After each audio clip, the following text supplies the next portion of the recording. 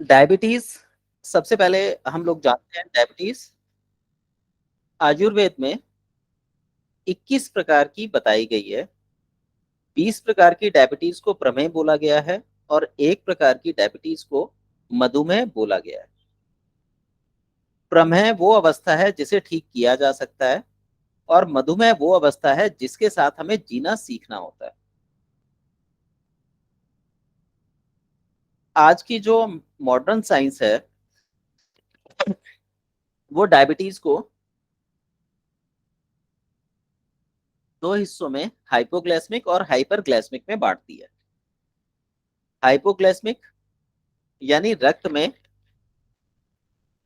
शर्करा का अभाव,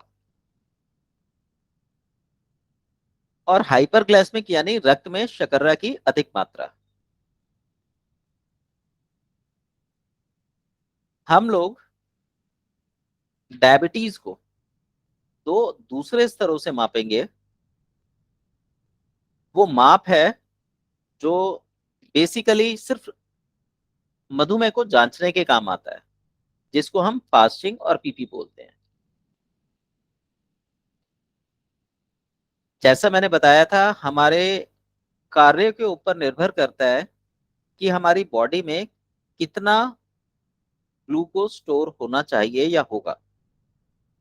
ये जरूरी नहीं है कि किसी व्यक्ति का शुगर लेवल 70 और 210 हो और उसे शुगर ही हो। क्या पता वो उसकी बॉडी के एनर्जी लेवल को दर्शा रहा हो। तो हम ये तुलना करते हैं जो फास्टिंग और बीपी के बीच में डिफरेंस होता है उससे। यदि ये डिफरेंस 40 से लेकर 80 के बीच तक है तो ये एक स्वस्थ अवस्था मानी जा सकती है। अगर 40 है तो अच्छा है, 60 है तो थोड़ा खराब है, 80 है तो बॉर्डर लाइन है। यदि यही अवस्था 40 से कम हो जाए तब हम मधुमेह को देखेंगे। अगर 40 से ज्यादा आ रही है तो प्रमेह लेंगे, 40 से कम आ रही है तो मधुमेह को देखेंगे। अगर ये कॉन्सेप्ट हमें समझ आ जाता है तो हम डायबिटीज को इजीली रिवर्स कर सकते हैं। अपने बीपी और थायराइड को शुगर के साथ जोड़कर। जैसा मैंने थायराइड के बारे में बताया था कि थायराइड 5 महीने में पूरी तरह ठीक किया जा सकता है, चाहे वो हाइपो हो चाहे हाइपर हो, बशर्त हमें उसकी कंडीशन का पता हो और हम उसे बदलना चाहें। इसी तरीके से डायबिटीज जो है ये लगभग आपकी 1.25 साल में पूरी तरह खत्म की जा सकती है। लेकिन अगर एक बार मधुमेह हो जाए तो उस अवस्था को बदला नहीं जा सकता, उसके साथ जीना सीखना होता है। ऐसा नहीं है कि उसे बदला ना जा सके, पर उसे बदलना इतना कठिन है कि आज के समय में इतनी कठिनाई कोई भी व्यक्ति नहीं उठाना चाहेगा।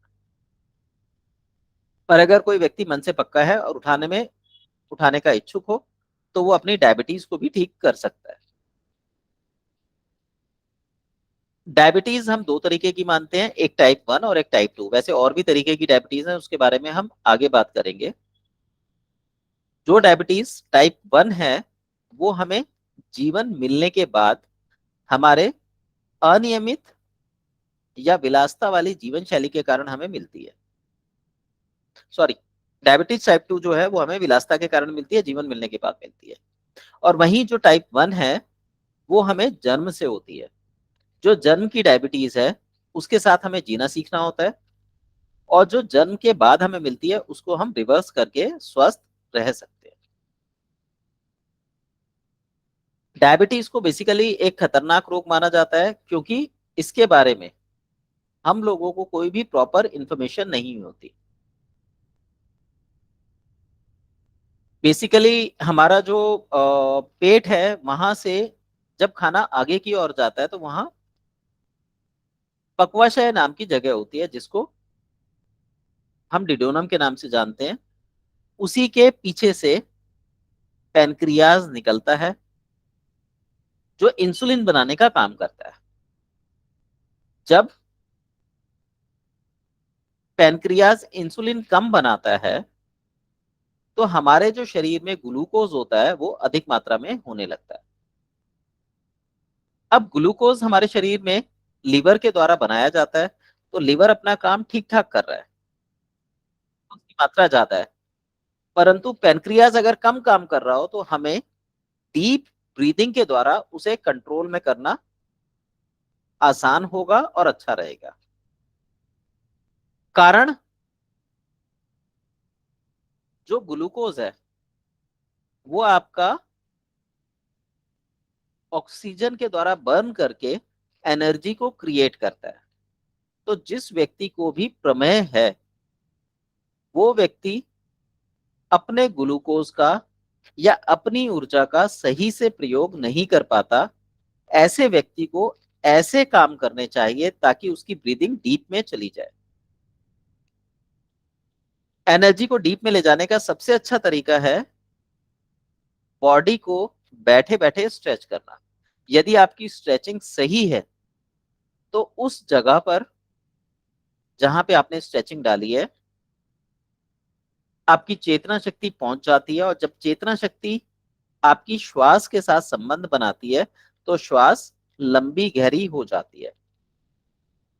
आप लोगों में जो पुराने हैं वो जानते होंगे कि हम दीवार के साथ खड़े होकर अपने स्ट्रक्चर को बिल्कुल सीधा करते हैं तो 2 से 3 मिनट बाद श्वास अपने आप बढ़ने लगती है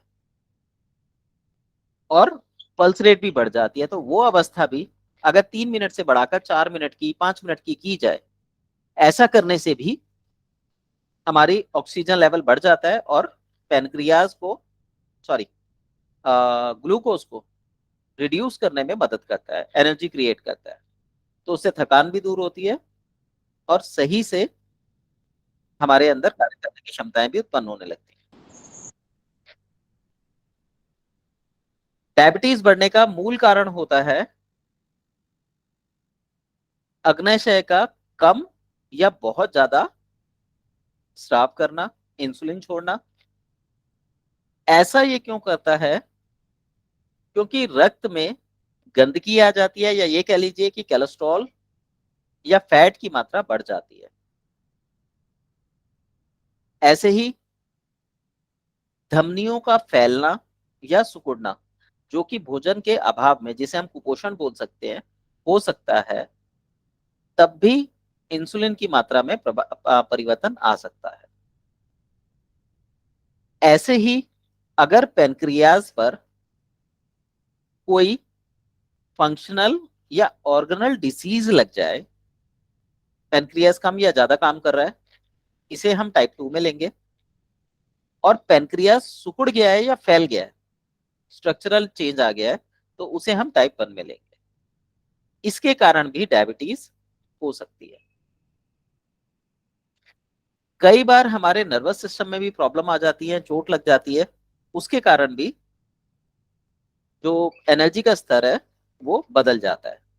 जैसे मान लीजिए आप कहीं जा रहे हैं और अचानक से कोई कुत्ता भौंकता हुआ आपके पीछे से आगे को निकल जाए।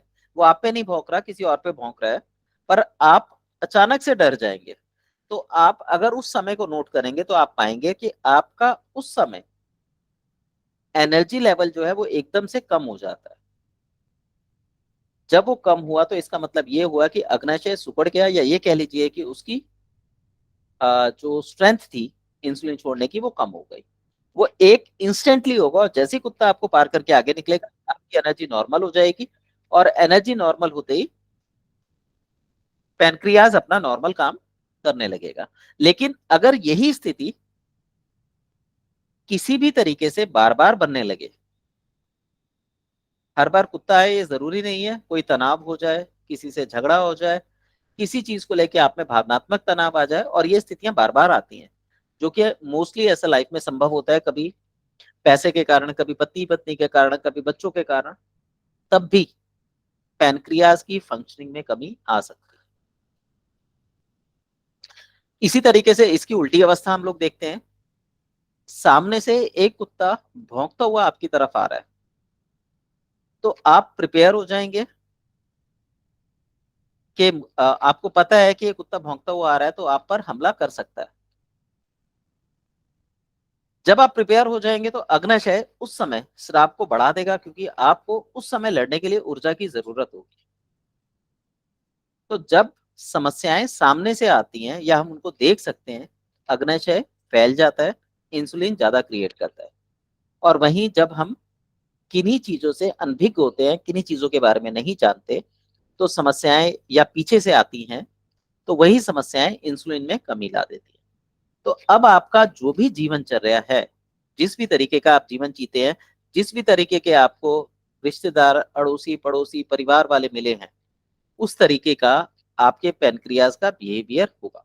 ये थी पेनक्रियाज की आ, मतलब एक सामान्य सी डेफिनेशन कि वो किस तरीके से अपने फंक्शंस को पूरा करेगा। अब यही स्थितियां अगर आपके साथ बार बार बनती हैं, घटनाएं ज्यादा घटती हैं, और आप अनियमित जीवन शैली जीते हैं, तो ऐसी अवस्था में पैनक्रियाज के आकार में परिवर्तन आ जाएगा। आकार सूजकर बड़ा हो सकता है,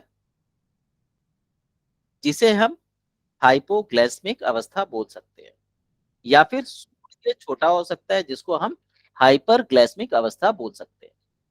अगर पैनक्रियाज में सूजन आ गई है, जो मैंने बताया था जल तत्व बढ़ जाता है, अगर पैनक्रियाज में जल तत्व की मात्रा बढ़ गई है, तो पैनक्रियाज कम इंसुलिन बनाएगा। और वहीं अगर पैनक्रियाज में सिकुड़न आ गई है, तो वो इंसुलिन की मात्रा ज्यादा बनाने लगेगा। तो इन छोटी छोटी बातों को अगर हम ध्यान में रखकर डायबिटीज का उपचार करेंगे, तो हम इजीली उपचारित कर सकते हैं। किसी को कोई डाउट हो, कुछ पूछना हो तो पूछ लीजिए।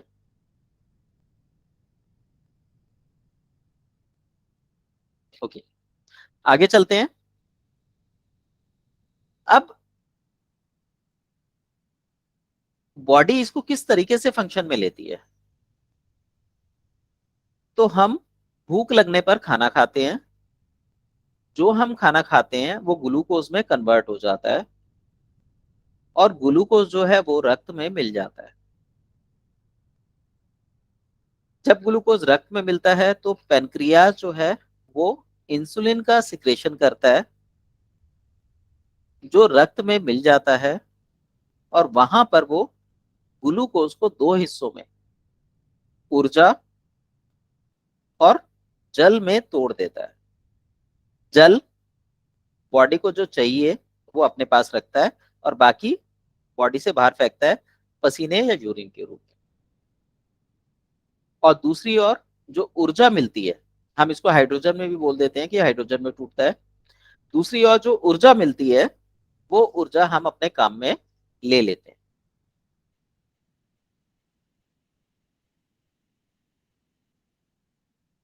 अब जो आपकी ऊर्जा प्रयोग में लाई जाती है, यदि किसी कारण से वो ऊर्जा आप प्रयोग में नहीं ला पाते, तो आपके शरीर में ऊर्जा की अधिकता के कारण विफलता या विचलनता आ जाती है। आपने देखा होगा आजकल जो बच्चे जन्म ले रहे हैं, वो कुछ ज्यादा ही एक्टिव है। इसका मतलब यह है कि उनके पास कुछ एक्सेस एनर्जी है। यदि उस एनर्जी को यूज करा दिया जाए, तो वो बच्चे सामान्य जिंदगी जी सकते हैं। और आपने आजकल सुना भी होगा, इस बीमारी को कॉमन नाम ऑटिज्म है। ऑटिज्म में क्या होता है, बच्चा जो है वो हाइपर एक्टिव होता है, और पेरेंट्स ये समझते हैं कि ये रोगी है। हमें सिर्फ उसकी ऊर्जा का यूटिलाइजेशन करना है। अगर यूटिलाइजेशन करें, तो ऑटिज्म के बच्चे नॉर्मल बच्चों से बेहतर प्रदर्शन करते हैं, बशर्त उनका फील्ड अलग अलग होता है। कोई खेल में अच्छा जाता है, कोई रिसर्च में अच्छा जाता है, कोई कारपेंट्री में अच्छा जाता है। तो यदि हम उन बच्चों की कंडीशन को समझकर उनका इस्तेमाल करें, तो बच्चे बहुत आगे जा सकते हैं। ये ग्लूकोज की पावर है। अगर हम इसको समझ सकें, तो इसको यूटिलाइज कर सकते हैं। खैर, हम वापस आते हैं मधुमेह पर। शरीर को ताकत देने के लिए जब भोजन ग्लूकोज में बदलकर रक्त धारा में मिल जाता है, और इंसुलिन उसके साथ रिएक्शन करता है तो एनर्जी क्रिएट होती है। यदि पैनक्रियाज ज्यादा इंसुलिन क्रिएट करता है तो हमारे शरीर में एक्स्ट्रा इंसुलिन बच जाता है, तो ये पसीने के रूप में और यूरिन के रूप में शरीर से बाहर निकलने लगता है। इस अवस्था को हम थायराइड की हाइपर अवस्था से जोड़ते हैं। और जब ऐसे व्यक्ति का यूरिन टेस्ट कराया जाता है तो उसके यूरिन में क्योंकि मिठास निकलती है तो डॉक्टर बोलता है कि आप मधुमेह से पीड़ित हैं, जबकि यह प्रमेह वाली स्थिति बनी होती है। इसी की विपरीत अवस्था, यदि खून में ग्लूकोज की मात्रा ज्यादा है और पैनक्रियास सिक्रेशन कम कर रहा है, जो कि बेसिकली हाइपोग्लाइसेमिक कंडीशन है। ये टाइप 1 टाइप की कंडीशन होती है जो बिफोर बर्थ या आफ्टर बर्थ दोनों कंडीशन में पैदा हो सकती है। तो ऐसी अवस्था में क्या होगा कि हमारे रक्त में इंसुलिन कम है, तो जो इंसुलिन आया वो यूज हो गया ग्लूकोज के साथ। अब ग्लूकोज ज्यादा बचा है और वो यूरिन के माध्यम से निकल रहा है, तो शरीर में सूजन आ जाएगी जिसको हम हाइपोथायराइड के साथ जोड़ेंगे। और क्योंकि ये यूरिन के रास्ते बाहर निकल रहा है तो हम फिर इसको शुगर का रोग मान लेंगे, डायबिटीज फिर इसको बोल देंगे। यानी अगर हमारे शरीर में इंसुलिन कम बने वो भी डायबिटीज को इंडिकेट करेगा, ज्यादा बने वो भी डायबिटीज को इंडिकेट करेगा। तो हम यहीं पे फंस जाते हैं कि हमारे शरीर में एक्चुअली डायबिटीज क्या है।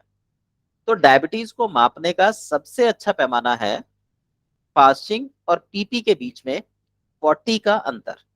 अगर ये अंतर 40 का है तो आप निश्चिंत रहिए, कितना भी बढ़ जाए कोई फर्क नहीं पड़ता। अगर ये डिफरेंस 60 या 80 का हो जाए तो सावधानी रखिए, खाने पीने में कार्बोहाइड्रेट्स की मात्रा कम कीजिए और प्रोटीन को अपनी लाइफ में बढ़ा लीजिए। साथ ही पानी ज्यादा पीजिए और एक्सरसाइज को प्रेफरेंस दीजिए, जीवन को नियमित करिए। परंतु अगर ये 40 का डिफरेंस 39 हो जाए, यानी 40 का डिफरेंस 39 हो जाए, 38 हो जाए, तो तुरंत सचेत हो जाइए, क्योंकि ये वो कंडीशन है जिसको रिवर्स लाना सबसे कठिन काम होगा। अगर ऐसा व्यक्ति कोई है जिसका डायबिटीज 40 से कम हो, पीपी और फास्टिंग का डिफरेंस 40 से कम है, तो वो प्रॉपर डायबिटिक कंडीशन में काउंट किया जाएगा। ऐसे व्यक्ति को अत्यधिक सावधान रहने की जरूरत होगी। अब यहाँ पे हमने दो कंडीशंस की बात करी। नंबर एक, रक्त में ग्लूकोज ज्यादा है, इंसुलिन कम है। और नंबर दो, रक्त में इंसुलिन ज्यादा है और ग्लूकोज कम है। इसी में एक तीसरी अवस्था और बनती है जिसमें फिर तीन कंडीशन हो सकती है। नंबर एक, इंसुलिन और ग्लूकोज दोनों बराबर मात्रा में है। यहां से हम तीन कंडीशन बना सकते हैं। नंबर एक,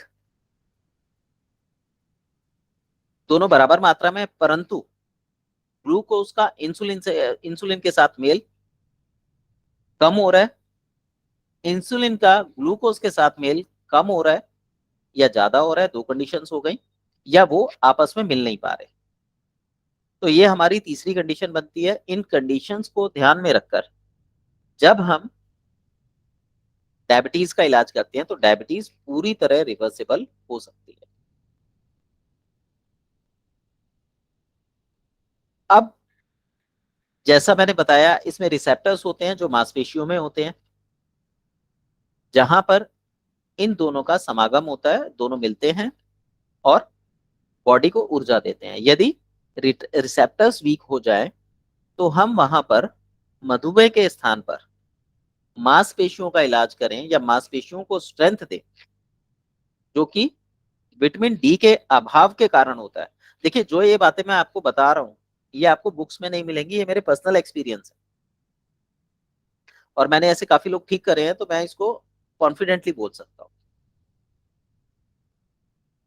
तो यहां पर आपको क्या करना है मांसपेशियों को बल देने के लिए विटामिन डी की डेफिशिएंसी को दूर करना है। ऐसा व्यक्ति आप देखेंगे तो उसको विटामिन डी की डेफिशिएंसी और विटामिन बी 12 बी 17 की डेफिशिएंसीज मिलेंगी। तो इनको आपने न्यूट्रिशनल सप्लीमेंट्स देने हैं और साथ ही साथ एक्सरसाइज करने के लिए बोलना है। ऐसा करने से डायबिटीज रिवर्सेबल हो जाती है।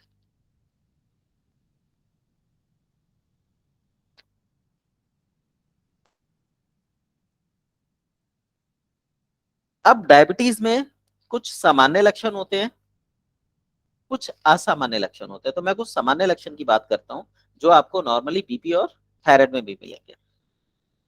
ज्यादातर जिन लोगों को प्रमेह होता है उन लोगों का मुंह मीठा रहता है, डायबिटीज वाले का विशेषकर रहेगा, क्योंकि कॉमन बीमारी जो है वो डायबिटीज है।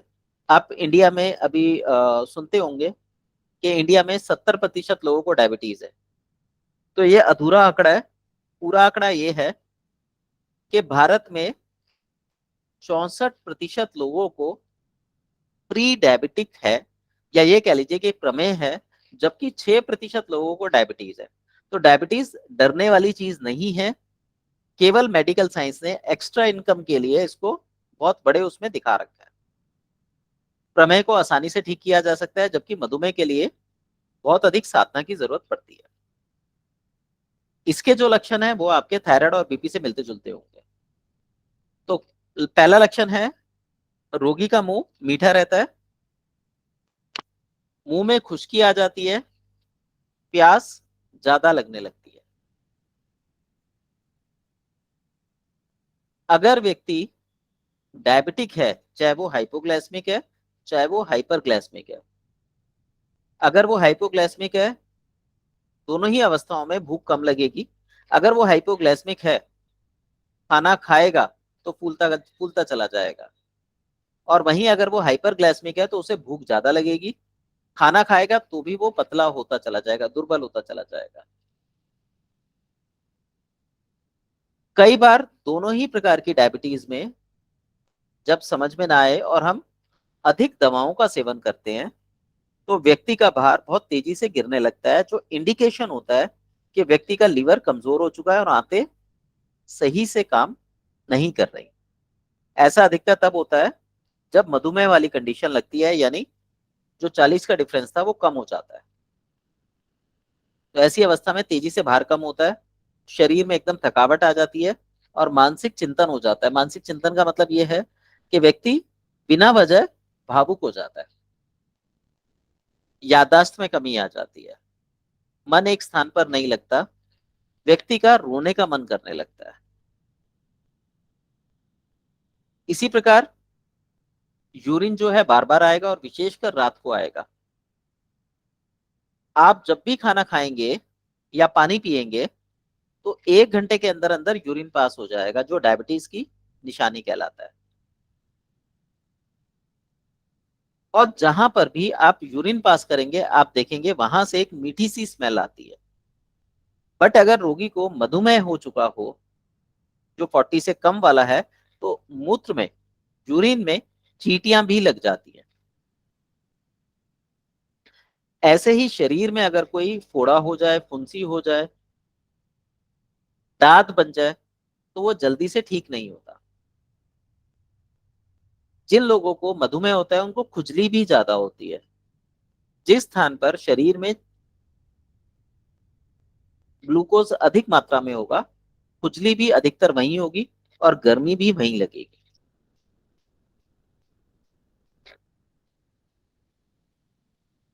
जो ऑर्गन हृदय से जितने ज्यादा दूर होंगे वहां पर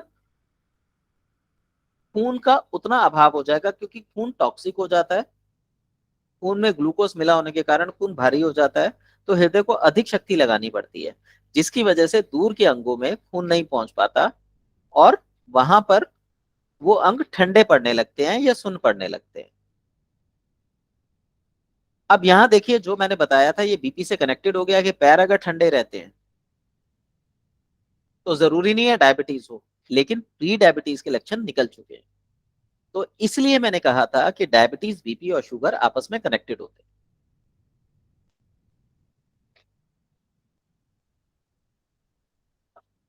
डायबिटीज में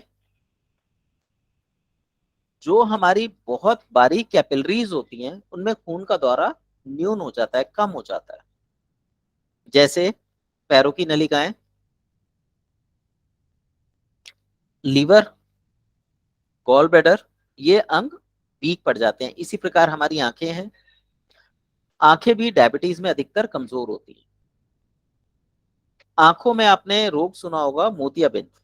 काला और सफेद वो अलग बात है, मोतियाबिंद होने का मुख्य कारण आप डायबिटीज को ले सकते हैं। फिजिकल एक्टिविटी में कमी आ जाती है। उसी तरीके से पुरुषों में प्रोस्टेट की शिकायत और महिलाओं में पीरियड संबंधी दिक्कतें आ जाती हैं, या फिर व्हाइट डिस्चार्ज की समस्या बढ़ जाती है।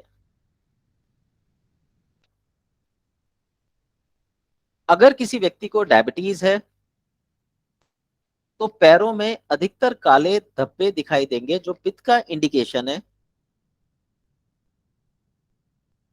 या फिर वहां की त्वचा जो है वो थोड़ी मोटी हो जाती है, क्योंकि सुनपन आ जाता है, त्वचा मोटी होती है, तो आप चिकटी काटें या सुई चुभाएं तो जल्दी से आभास नहीं होता। ऐसे ही डायबिटीज अगर मधुमेह में कन्वर्ट हो जाए तो दाने या फोड़े या चोट जल्दी से ठीक नहीं होते। डायबिटीज अगर बढ़ जाए, मधुमेह अगर बढ़ जाए, तो विशेषकर पैर काले पड़ जाते हैं। वो जो पैर काले पड़े हैं वो गैंग्रीन का संकेत होते हैं, क्योंकि वहां पे खून का दौरा नहीं होता, तो पहले वायु बढ़ती है, सूजन आ जाती है, और फिर वहां पे उस सूजन को कम करने के लिए पानी आ जाता है, और पानी शरीर से फिल्टर नहीं होता, वो वहीं पर रुक जाता है, तो वहां पर गंदगी बन जाती है। अब जो गंदगी बनी है वो वहां की मांसपेशियों को गलाना चालू कर देती है और घाव बना देती है, और वो घाव जितना आप उसे कुरेदेंगे वो उतना फैलता चला जाएगा। तो ऐसी जगहों पर बैक्टीरियल इन्फेक्शन, फंगल इन्फेक्शन हो सकते हैं, या फिर वहां पर दाने, लाली, कालापन, ये सारे लक्षण आ सकते हैं। और इन स्थानों पर जैसा मैंने बताया कि पित्त बड़ी होती है, आप छुएंगे तो वहां पर गर्मी का आभास होगा, क्योंकि पित्त बढ़ी हुई है। और हमारे वो सभी स्थान जो ढके रहते हैं, या बॉडी के इंटरनल ऑर्गन जो लटके होते हैं, जिन्हें हम यांग ऑर्गन भी बोलते हैं, वहां पर बैक्टीरियल इन्फेक्शन होने का डर हमेशा बना रहता है, और होने की लगभग लगभग संभावनाएं होती है। तो ये आज का हमारा डायबिटीज का टॉपिक था। अब हम कल इससे आगे का करेंगे। यदि आपका किसी का कोई सवाल हो, कुछ पूछना चाहते हो तो पूछ लीजिए।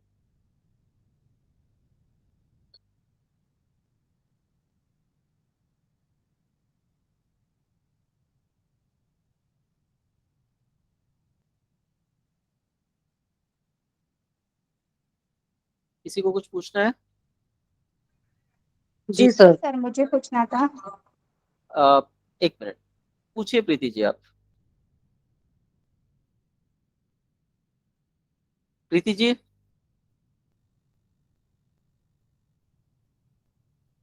ओके, आभा जी आप बोलिए। हाँ जी। सर मैं आपसे पूछना चाह रही थी, अगर किसी को हाइपोथायराइड है हम्म। और जैसे कि कुछ कुछ टाइम के अंतराल पर उनका साथ साथ में ये शुगर का टेस्ट भी हुआ है, हम्म। तो जो प्री प्रेंडियल या फास्टिंग शुगर जिसको कहते हैं, सर वो जैसे स्टार्टिंग में, अगर मैं पिछले 3-4 साल की बात करूं, तो स्टार्टिंग में जैसे 66 था, देन 70s में आया, फिर 90s में आ गया। अभी वो जो फास्टिंग शुगर है वो 107 आया है कुछ एक महीने पहले। और उसके बाद जो खाना खाने के बाद शुगर लेते हैं वो सर 125 के आसपास है सर। अ, तो सर इसमें तो डिफरेंस 40 से काफी कम है। काफी तो कम उसको है, क्या सब। तो ये हाँ जी। डायबिटीज की लक्षण है। ठीक और है, सर उन्होंने वो। इस हाँ समय जी सर। ये हो सकता है कि उनके शरीर में शक्ति ज्यादा हो तो डायबिटीज सामने नजर नहीं आ रही। यदि उनके जीवन जीवन में कोई भी अनियमितता बढ़ी तो ये एकदम डायबिटीज की तरह अटैक करेगी और फिर ये रिवर्सेबल नहीं होगी। ओके। तो सर उन्होंने वो एक टेस्ट होता है ना HbA1 वो भी करवाया। हाँ जी। तो सर उसमें जो रीडिंग्स आई है वो मुझे खैर याद नहीं है, बट वो सेफ थी सर। मतलब उसमें ये बताया गया है कि आपको डायबिटिक नहीं है। तो सर उनको क्या प्री डायबिटिक समझा जाए। जी बिल्कुल। आप अगर देखिए, जो मेरा अनुभव है, मेरे को लगभग प्राकृतिक चिकित्सा और इन चिकित्साओं क्षेत्र में काम करते हुए 20 साल का अनुभव हो चुका है और मैंने काफी डायबिटिक पेशेंट देखे हैं। जी। जहां पर भी ये 40 का डिफरेंस आया है, वहां पे मैंने शर्तीय मधुमेह देखा है। और आयुर्वेद का ग्रंथ जो बेसिकली फाइनल ईयर वाले को पढ़ाया जाता है, अष्टांग हृदयम, जी। उसके अंदर ये जी। साफ साफ वर्णित है कि इस कंडीशन में ऐसा माना जाता है और ऐसा होता है। और मैंने भी अभी तक यही पाया है, जो उसमें लिखा है वो मैंने पाया है। जी तो सर। जैसा आपने बताया कि भाई यहाँ पे ये कंडीशन है, तो ये हो सकता है कि वो हेल्दी लाइफस्टाइल जी रहे हो, दवाइयाँ खा रहे हो। तो जो सर दवाई वो सिर्फ हाइपोथायराइड की खाते हैं। इसकी कोई दवाई नहीं खाई है अभी तक। अच्छा, अब यहाँ पे जैसे एक चीज और भी हो सकती है, मैंने ये बताया था ये तीनों साथ साथ आते हैं। तो हाँ जी। कंडीशन तो हम प्री डायबिटिक में लेंगे, लेकिन क्योंकि वो दवाई खा रहे हैं तो ये स्थिति भी रुकी होगी उनकी। ओके। हाँ जी। तो ठीक सर है, तो उनको क्या लेकिन ऐसे करना व्यक्ति को चाहिए। मीठा नहीं खाना चाहिए, कार्बोहाइड्रेट्स कम से कम लेने चाहिए, प्रोटीन अधिक मात्रा जी। में लेना चाहिए।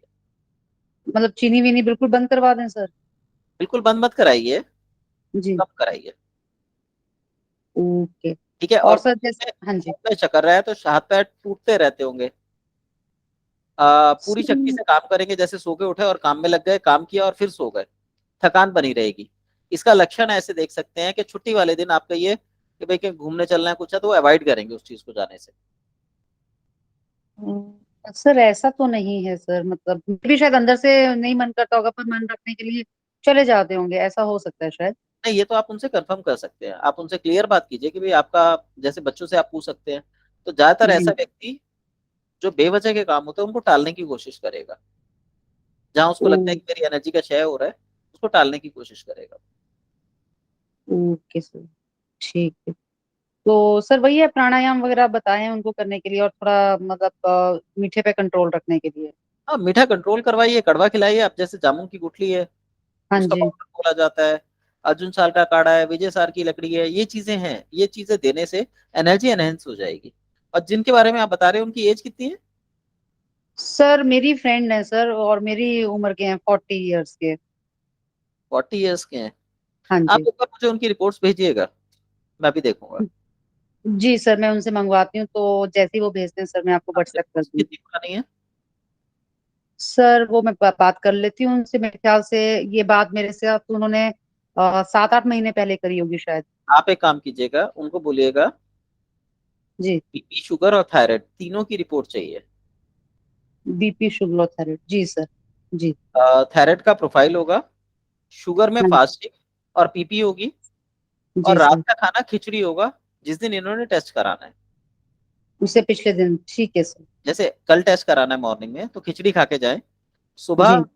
पहले फास्टिंग करा लें, उसके 2 घंटे बाद जो मर्जी खाएं पिए, फिर अपना पीपी करा लें। ठीक है, ठीक क्योंकि है आप सर। जो रात को खा के सोते हैं, सुबह आपका शुगर लेवल वही शो होता है। आप रात जी को सर। तरबूज खा के सो जाइए, सुबह हाँ आपका जी। जो शुगर लेवल होगा वो 300 के क्रॉस कर रहा होगा। ओके। ओके। जी ठीक सर। है, एक्यूरेसी के लिए जरूरी होता है कि खाली पेट या फिर हल्का भोजन करके फास्टिंग और पीपी कराई जाए। जी उसमें सर। डिफरेंस देखिएगा, और उसमें डिफरेंस आता है तब आप मान सकते हैं कि हाँ है।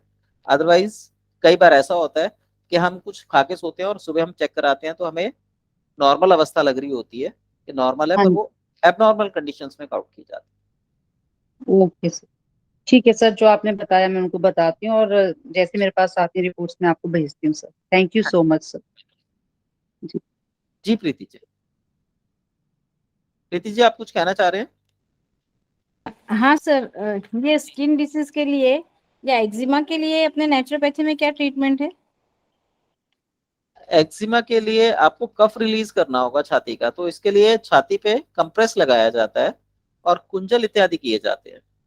इसके लिए बेस्ट समय जो है वो बसंत ऋतु का है, मार्च अप्रैल। उसके साथ में सर और बाकी कोई भी रेमेडी नहीं है क्या, मतलब कोई ट्रीटमेंट दवा वगैरह ऐसे? दवाइयां हैं, फिर वो दवाइयों में आपको टाइम ज्यादा लगेगा, क्लेंजिंग करेंगे तो जल्दी रिकवरी हो जाएगी। और अगर आप जैसा बता रहे हैं कि एक्जिमा है तो पैर ठंडे रहते होंगे। अ, पूछना पड़ेगा सर उनसे। अच्छा, आप हाथ लगा के देखिएगा पैरों की उंगलियों पे, अगर वो ठंडी हैं तो उन हाँ। उंगलियों को गर्म करने के लिए गर्म पानी की सिकाई दी जा सकती है और तेल मालिश कराई जा सकती है। साथ ही साथ उनको रोटेशन दी जा सकती है, जिससे वहां पे ब्लड सर्कुलेशन बढ़ जाए। अगर ऐसा होता है तो उनका जो एलर्जी वगैरह होगी जो, उसमें आराम आ जाएगा। इसके अलावा कल मैंने एक पॉइंट बताया था, अपेंडिक्स का पॉइंट होता है सुजोक में, वहां पर ब्लैक रंग लगाने से भी एलर्जी कम होती है। तो इसको सुबह शाम 2 बार 2-2 घंटे के लिए वाटर कलर से लगाएं, फायदा मिलेगा। सर सामने के साइड में हाथ में या पीछे के साइड में, इधर या इधर? दिखा दो, एक मिनट सर आप दिख रहे नहीं है। दिखा रहा हूँ। ये देखिए, ये हाथ है, हाँ। ये 2 फिंगर है, इन दोनों के बीच में यहाँ पर ब्लैक कलर का निशान लगाते हैं, ये अपेंडिक्स का क्षेत्र होता है। ठीक है। लेफ्ट हैंड है ये, लेफ्ट हैंड में इन दोनों फिंगर्स के बीच में एक बड़ी बिंदी के बराबर ब्लैक कलर का निशान लगाना है। यानी ये यहाँ पे, हाँ जी, यहाँ पे ना? थोड़ा सा ऊपर ये कीजिए हाथ, दो, ये हाथ ये ऊपर। दो, हाँ, इसमें लगभग एक पोर नीचे। ये यहाँ पे, हाँ जी, यहाँ पर ना? सर मैं लेफ्ट में राइट में? लेफ्ट हैंड में। एक्चुअली आपका ना नाम आ रहा है तो मैं देख नहीं पा रहा। ये ऊपर। हाँ, अब दिखाइए उंगली लगा के। ये इधर पे, थोड़ा सा नीचे, नहीं यहाँ पे। हाँ यहाँ पे। ठीक है, एक बड़ी बिंदी जितना काला निशान लगा लीजिए। आप सभी के लिए ये अर्टिकेरिया की प्रॉब्लम हो, खुजली अचानक चलती हो, अचानक से अर्टिकेरिया हो गया हो, जैसे चींटियां हाँ, काट लेती है, छपाकी आ जाती है, वो चीज हो गई हो, तो काला रंग हाँ। यहाँ लगाने से काफी शांति मिलती है। दोनों हाथों में नहीं ना सर, एक हाथ में, नहीं, लेफ्ट हैंड लेफ्ट में हैंड। से? हाँ जी, सिर्फ लेफ्ट हैंड में। और या और अगर पाँव आपके में? पास स्टार मैग्नेट एक आती है, मैग्नेट होती है छोटी सी काले रंग की, उसमें हाँ। 5 एल्युमिनियम के तारे चिपके होते हैं, तो वो प्रेस अच्छा। करते हैं, उससे भी बहुत फायदा मिलता है इसमें अर्टिकेरिया में। अच्छा। ठीक है सर, थैंक यू सर। जी दीपक जी।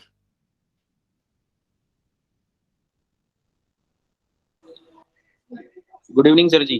Good evening. अरे सर, आवाज आ रही सर? हाँ जी, हाँ जी।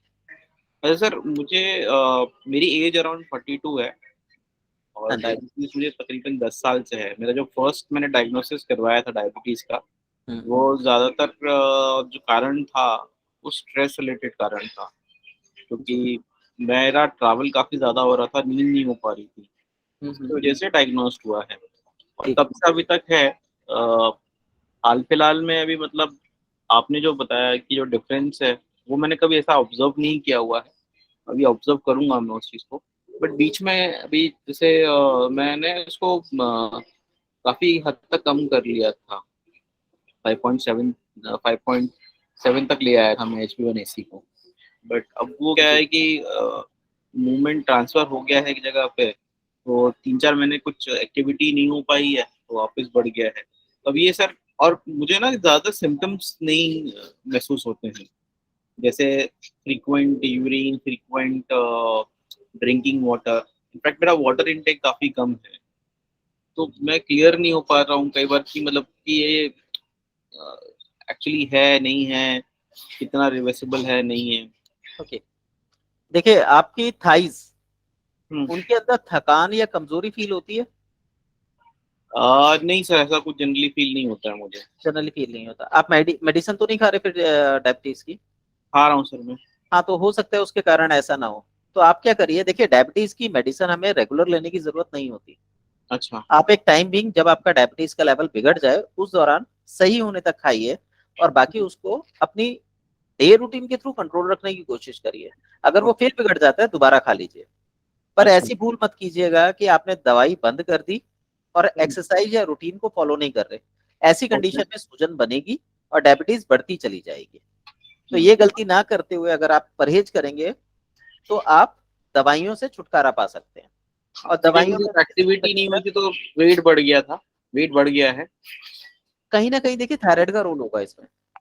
ओके। आपका थायराइड थायराइड थायराइड थायराइड नहीं सर, थायराइड तो आता नहीं है, टीएसएच में तो कभी दिखा नहीं है मेरे को थायराइड। नहीं, टीएसएच की रिपोर्ट में नहीं, प्रोफाइल में पता लगेगा। यहाँ पे अच्छा। आपने क्या करना है, जिस भी मशीन पे आपने टेस्ट कराया उसकी रेफरेंस रेंज उसके साथ लिखी होती है। ओके, जो भी रेफरेंस रेंज हो उसका सेंटर ले लीजिए। एक मिनट में चेक कर लेता हूँ, मैंने रिसेंटली हाँ कराई जी, हाँ थी। जी, बिल्कुल बिल्कुल चेक करिए। अगर है बाई एनी चांस, मतलब उसमें मेरे को जी, याद नहीं है कि है कि नहीं, एक हाँ, चेक कर लेता ले लीजिए। हूँ। सर एक चीज पूछनी है कि हाँ जी, अगर आप कह रहे हैं कि थाइस में पेन है तो मींस शुगर है फिर उसको? अगर थाइस थकी रहती है तो वो शुगर का इंडिकेशन है। सर मतलब शुगर मसल्स की प्रॉब्लम है? हाँ जी, तो मेन जो हम काम नहीं करता, जो भी कोई जैसे एक्सरसाइज या कोई मतलब कि अगर मेहनत वाला कोई काम, तो उन लोगों को ये प्रॉब्लम हो सकती जी आ सकती है। और दूसरा लक्षण ये है, अगर आपकी छुट्टी है है। और आप घर में आराम कर रहे हैं और बच्चे कह रहे हैं कि घूमने चलो और आप कहते हो कि नहीं आज नहीं, बाद में चलेंगे, या मुझे सोने दो फिर चलेंगे, ये भी डायबिटीज के लक्षण है। ये सब प्री डायबिटीज के लक्षण है। मीन्स आलस से? हाँ जी, आलस्य। जो आलस्य है वो डायबिटीज को ही इंडिकेट करता है। और वो ये वाली जो डायबिटीज है कहीं ना कहीं कनेक्टेड होगी आपके उससे, थायराइड से। हाँ जी, आप कह ही रहे हैं ना कि थायराइड, डायबिटीज और ये जैसे किडनी की कोई भी प्रॉब्लम है, ये सब साथ साथ ही चलेंगे, या हाँ बीपी आप जैसे कह रहे हैं ना। जी, दीपक जी चेक तो किया आपने? मैं चेक कर रहा हूँ सर, मिल नहीं पाई, एक मिनट अच्छा, आप एक बार माइक ऑफ कर लीजिए, चेक कर लीजिए, तब तक मैं दूसरों से बात कर लेता हूँ, फिर आप मिले। कर लीजिए, मैं कर ठीक है, लेता हूँ। ऑफ कर लीजिए। जी चंचल जी बोलिए। सर सर ये एक एस्ट्रोलॉजी का है सर, वो किस प्लेनेट से हम देखते हैं कि डायबिटीज? मैं वो एस्ट्रोलॉजी के टाइम पे बात कीजिएगा। हेलो। हेलो, मैं कह रहा हूँ वो एस्ट्रोलॉजी के जी टाइम पे सर। बात कीजिएगा। अभी मेडिकल का है तो मेडिकल में बात करेंगे। प्रीति जी, आप कुछ पूछना चाह रहे जी हैं?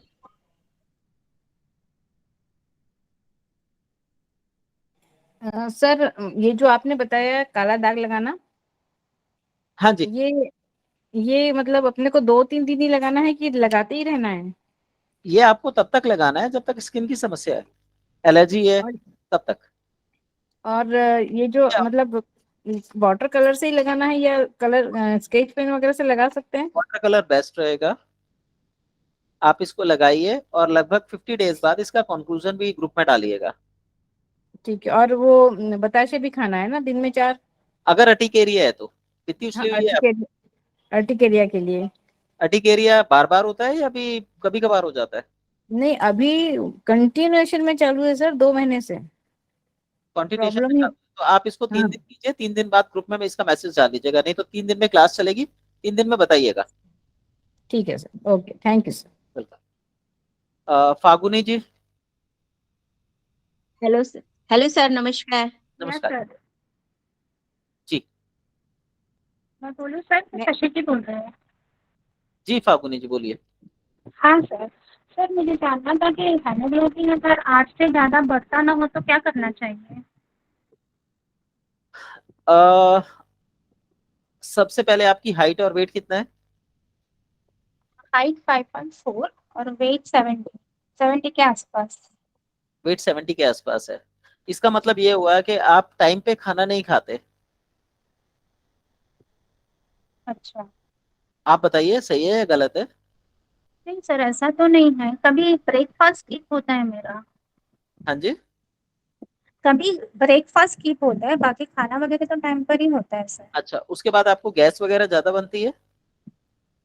नहीं सर, मतलब सर मेरा एक्चुअली बहुत पहले ऐसे बताया था ड्यूरिंग हाँ, माय प्रेगनेंसी कि माइनर थैलेसीमिया है सर। अच्छा ठीक है। देखिए, जब थैलेसीमिया की बात आ जाती है तो इसमें हीमोग्लोबिन अधिकतर नहीं बनता। ओके।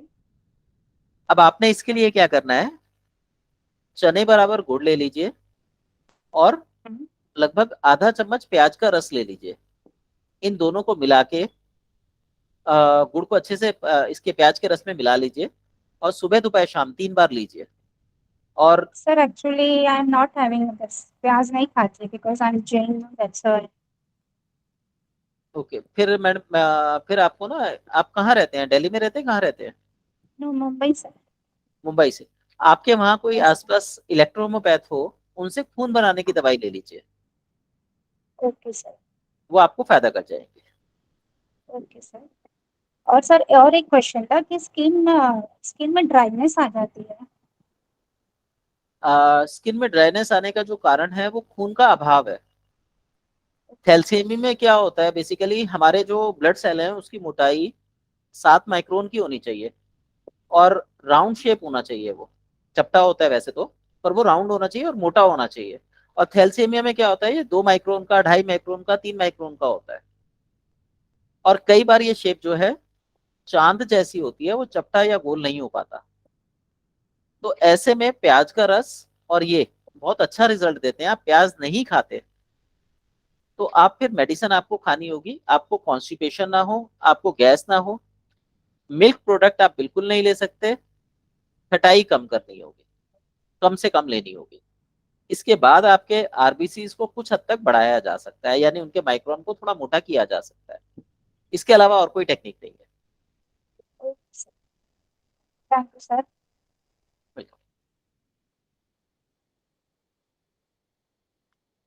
हेलो सर, नमस्कार। जी नमस्कार जी। हाँ, मैं पूछ रही थी, कल मेरी बात हुई थी मेरे ग्रैंड जो डॉटर है उसके बारे में, कि उसको बहुत ज्यादा खांसी थी कल। हाँ जी। और आपने बताया था कि एक फिंगर का एक और शहद में डुबो के उसको चटाना है। जी। तो कल उसने, मतलब अपनी बात होने के बाद उसने 2 बार लिया शहद। तो रात को नींद तो आ गई उसको जी। और खांसी भी कम थी। हम्म। अच्छा, मॉर्निंग में जब ये उठी है ना, तो जी। जैसे वो बात करती है तो फिर उसको खांसी उठती है। हाँ जी। तो जैसे डॉक्टर्स ने तो उसको नेबुलाइजर वो दिया था, नेबुलाइज तो नहीं है लेकिन अभी पफ दिया है सूंघने के लिए जी। 3 बार। हाँ तो जी। वो तो ले गई थी, जैसे मॉर्निंग, आफ्टरनून और इवनिंग। जी। तो अब जैसे पफ ले रही है तो उसके अलावा उसको जो है ना, बता रहे हैं कि स्मोक से, मिट्टी से, इस सब से उसको एलर्जी है। जी। तो इसको शुरू में भी प्याज लहसुन की तो स्मेल इसको बहुत बुरी लगती थी। जी। जब से सब्जी बनती थी तो हम किचन बंद कर लेते थे। जी। लेकिन अब वो जैसे धुआं वगैरह, घी जैसे तला तलाई कोई चीज होती है, तो इसको सबसे अब होने लगी है 3-4 दिन से ही। तो खांसी में तो आज उसको थोड़ा फर्क है, जैसा आपने बताया वो भी ले रही है और ये पफ भी ले रही है जो एलोपैथिक डॉक्टर ने कहा है। जी। तो अब मैं कह रही थी कि और सजेशन अपन उसके लिए क्या कर सकते हैं, इसको जो एलर्जी जो है पहले उसके मुझे, लिए क्या क्या हाँ पहले मुझे एक कंडीशन बताइए। कल क्या क्या कल कल अगर हम उसे 100 में से खांसी के लिए मार्किंग दें, नंबरिंग दें, हाँ, तो 100 में से हाँ कितने जी, नंबर देंगे? हाँ, 50-60 तो दे सकते हैं अपन। नहीं नहीं, कल कितना था? कल उसको बहुत तेज थी, आफ्टरनून तक तो काफी तेज थी। अच्छा। लेकिन शाम को अपन ने जब उसको 2 बार ली, क्योंकि 10 बजे अपनी क्लास ऑफ हुई, तो हाँ एक जी। बार 10 बजे लिया उसने, एक बार 11 बजे लिया जी। शहद। जी। और तो उसके बाद ये सो गई थी। रात को 11 बजे के आसपास इसने पफ भी लिया जो डॉक्टर ने दिया हाँ। एलोपैथिक। हाँ फिर जी। ये सो गई थी। जी। मतलब नींद में इसको एक बार भी खांसी नहीं हुई। अच्छा। और ऐसी अब जैसे उठी, अब हमसे बात कर रही है तो फिर खांस रही है। फिर आफ्टरनून इसको इसकी मम्मी ने सुला दिया, तो फिर सोते टाइम नहीं हुई 2-3 घंटे।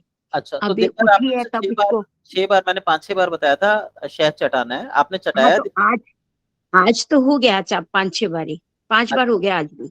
अच्छा, 5-6 बार हो गया है। हाँ, आज हो गया। अच्छा, तो दिन में उसका जो है लगभग आपको कितना आराम मिला 100 में से?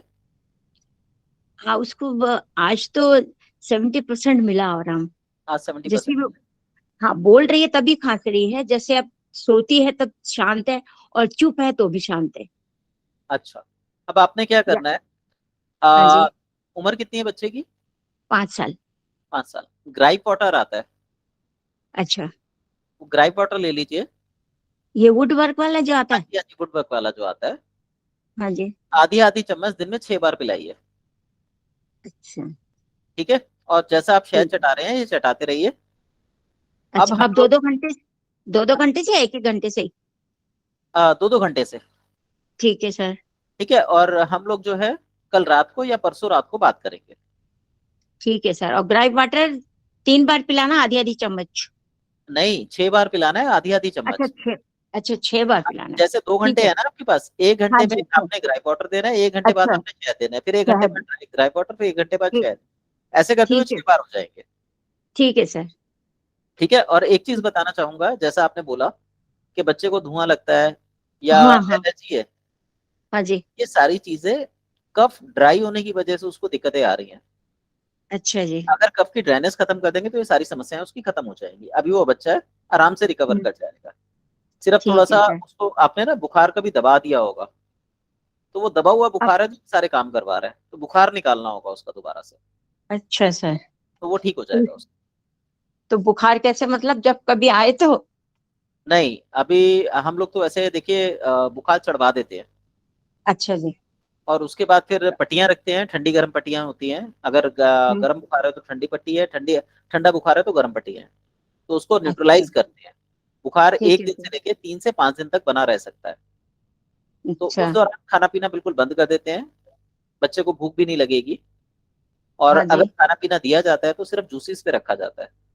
उसके बाद 5 अच्छा। दिन बाद बुखार उतर जाता है, फिर उसे धीरे धीरे खाने पे ले आते हैं। तो इस प्रोसेस में अप्रोक्सीमेटली 12 से 15 दिन लग जाते हैं। तो फिलहाल जैसे अभी हम जो ग्राइप वाटर दे रहे हैं, तो इससे तो कुछ नहीं होगा? नहीं नहीं, इनसे कुछ नहीं होगा। ये तो मैं आपको उस हिसाब से बता रहा हूँ कि अगर मैं नहीं भी हूँ तो भी बच्चा सेफ है। अच्छा जी। अच्छा सर। मतलब आपको कोई घबराने वाली बात नहीं है, बिल्कुल सेफ चीजें हैं। गुड़ हो गया, शहद हो गया, ये चीजें सेफ है। हाँ, 1 मिनट, वो ग्राइप वाटर कितना बताना था, मैं भूल गई। आधा चम्मच। 1/2 चम्मच या 1/4? हाफ हाफ, आधा ओके। चम्मच। दिन आधा भर में चम्मच, 3 6 बारी। चम्मच चाहिए। 6 बारी। Okay sir. Thank you sir, thank you. Deepak ji. जी सर। जी, मिला आपको? हाँ जी, ये 3.17 है। 3.17 है। इसकी रेफरेंस रेंज कितनी है? इसकी रेफरेंस रेंज है सर 0.45 से लेकर के 5.33। ये तो आप टीएसएच के बारे में बता रहे हैं। हाँ, TSH ही है सर। और T3 T4 का क्या हाल है? नहीं, T3 T4 नहीं है, इसमें सिर्फ TSH ही है। देखिए, हाइपोथायराइड की तरफ इंडिकेशन है। हाइपो का मतलब होता है शरीर में पानी का उतरना। तो ओके। शरीर में थकान, सूजन, पैरों में भारीपन, हम्म। ये लक्षण इसके आते हैं। और ओके। ये क्योंकि बहुत माइल्ड है, आपको इसके बारे में बहुत ज्यादा पता नहीं चलेगा। पानी पीने के बाद हाँ 2 घंटे के अंदर अंदर आपका यूरिन पास हो जाएगा।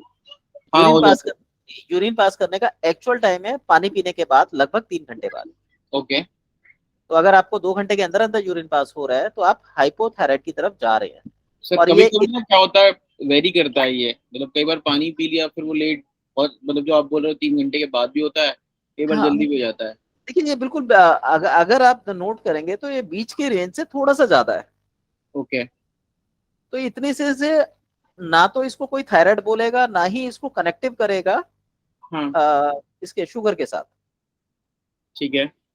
पर चलिए। हम लोग जो है वो न्यूट्रल को मानते हैं, और न्यूट्रल से ज्यादा मतलब ज्यादा, कम मतलब कम। ओके। आप अगर ज्यादा की तरफ हैं तो ये हाइपोथायराइड की तरफ इंडिकेशन देता है। और अगर ये हाइपोथायराइड है तो आपको कहीं ना कहीं माइनर डायबिटीज की भी शिकायत होगी। ओके। और ये आपकी जो आप दवाई ले रहे हैं उससे कंट्रोल हो रही होगी। अच्छा। अगर आप दवाई बंद करेंगे तो कितना डिफरेंस आता है, उससे आइडिया लगेगा कि आपके आपके लिए जो ट्रीटमेंट होगा या ट्रीटमेंट प्रोटोकॉल होगा वो क्या बनेगा। ओके। जी। तो सर कैसे, मतलब इसको फिर फॉलो करूं, what is the next step, क्या करना चाहिए आपके हिसाब से अभी? सर देखिए, इसके लिए तो ये क्योंकि बहुत माइनर है, हाँ। ऐसी अवस्था में आप दवाइयां बंद करके और एक्सरसाइज पे आ जाइए। लगभग आधा घंटा हाँ जी। लाइट जिमिंग कर सकते हैं, जैसे ओके। डंबल उठाना, अच्छा। पैरों पे वजन डाल के चलना उठाना, और थोड़ा सा ओके। कार्डियो। ठीक है, मैं जनरली वॉक करता हूँ सर, मॉर्निंग इवनिंग में। अकेले वॉक से नहीं होगा, अच्छा। इसके अंदर आपको डंबल उठाने होंगे। 1 किलो के डंबल ले लीजिए, 1-1 किलो के। अच्छा, वेट ट्रेनिंग करनी पड़ेगी थोड़ी सी। हाँ जी। तो ठीक है, समझ उससे जो गया। है आपकी डायबिटीज कंट्रोल हो सकती है। ओके। ठीक है। क्योंकि यहाँ पे ना कहीं आपका विटामिन डी का भी रोल रहेगा। आपकी उंगलियों के बीच में आप देखेंगे दबा के, तो हड्डियां हाँ। थोड़ी पतली सी दिखाई देंगी। हाँ देखिए मैं दिखाता हूँ, एक मिनट कैसे देखेंगे आप। ठीक है। ये उंगली है, हाँ ये जो जॉइंट्स होते हैं इनके बीच में ये चीज दबा के देखिए, ये पतले से हो सकते हैं। हाँ ये पतले हैं तो ये उसकी तरफ है कि विटामिन डी की डेफिशिएंसी हो रही है, कैल्शियम की डेफिशिएंसी है, ओके आप उस पर काम कर सकते हैं। ठीक है। ठीक है, तो बेसिकली आप 3 चीजें बोल रही हैं कि विटामिन डी चेक कराना है, कैल्शियम भी चेक कराना है। कैल्शियम का इसमें कुछ नहीं, ये कराने की जरूरत नहीं है, अगर आपका होगा तो हाँ T3 T4 TSH टेस्ट होगा, फास्टिंग टेस्ट होगी और पीपी टेस्ट होगा। ओके इनसे पता लगेगा कि आपके लिए क्या चीज बेटर रहेगी। आफ्टर देन अगर जरूरत पड़ती है तो हम विटामिन डी और कैल्शियम का टेस्ट कराएंगे, फिर अच्छा। उसके बाद ये टेस्ट। मैं आपको और थोड़ा सा आपने और भी एक इंटरेस्टिंग एस्पेक्ट और बताता हूँ अभी। सर ये भी मैंने अभी 2 दिन 3 पहले ही कराया था ये टेस्ट। ठीक है, मेरा जो HB1AC आया है वो 8.4 आया है। फास्टिंग हायर था 175 के आसपास। और बट अगर आप यूरिन में है, यूरिन में कोई इंडिकेशन नहीं है। अच्छा, जैसा मैंने बताया था अभी क्लास के दौरान हाँ कि ग्लूकोज इकट्ठा हो जाता है और अधिक हो जाता है और आप उसको कंज्यूम कर रहे हैं किसी भी टेक्निक से, या आपका बॉडी उसको कंज्यूम कर लेता है, सांस तेज चलती है और कंज्यूम कर लेता है, हाँ तो आपकी शुगर यूरिन में शुगर नहीं आएगी। अच्छा ठीक। ठीक है। तो मतलब मुझे यही समझना था कि मेरी कंडीशन जो है हाल फिलहाल इज इट रिवर्सेबल में है या फिर आप किस। बता रहे हैं वो कंडीशन पूरी तरह रिवर्सेबल में शो हो रही है अच्छा और ये ठीक की जा सकती है विद इन 5 मंथ्स। ठीक है सर, तो आपने जो सजेशन दिया है उसको तो फॉलो करता ही करता हूँ। Thank you. सर आपने इनको ये भी कहा ना कि शुगर की दवाई छोड़ने के बाद शुगर टेस्ट कराना, हाँ, शुगर की दवाई छोड़ के शुगर टेस्ट कराएंगे, एक्यूरेसी और ज्यादा कितने आएगी। कितने टाइम बाद कराएं सर? शुगर की दवाई कितने दिनों 4-5 दिन छोड़ बाद, के? अच्छा, 5 दिन बाद, 1 हफ्ते बाद करा ले वो तभी हो जाता मतलब कि ठीक पता लग पाएगा ना। ठीक है सर, है। Thank okay, you. चलिए आज का टाइम हो गया, हम लोग कल रात को मिलते हैं। Good night all. Thank you sir, good night thank you sir. Sir, good night thank sir. You sir, thank you so much. Thank you.